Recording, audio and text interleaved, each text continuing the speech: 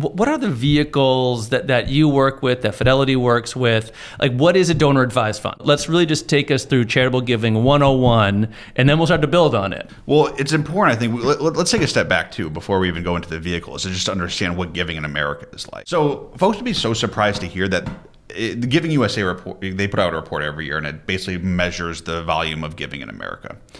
The last report had $557 billion going to charity. Wow. Okay, that's like 3% of the US GDP, and that's in 1 year. $557 billion. Okay, it's a huge number. There's over 2 million nonprofits in the US alone. Okay, so you have to think about how many people those employ, how many folks are giving, and a lot of it you think is probably like, oh, it must be these huge companies or these massive foundations that represent those numbers. Actually, 70% of that number is by individuals. 70% of that number of giving? Correct. Of that 557 billion, 70% of that is giving by individuals.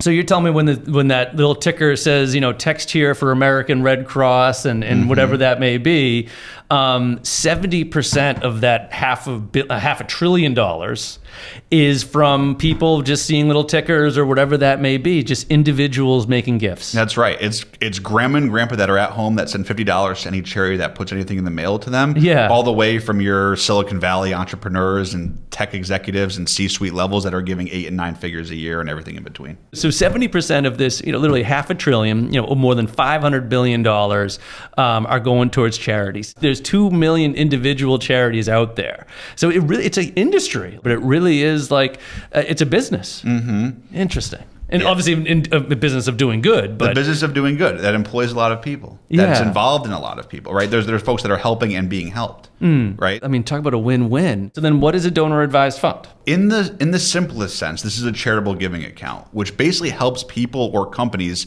separate the timing of their tax benefits with when they actually have to give the money to charity. So the tax benefits happen on the way into the donor advised fund.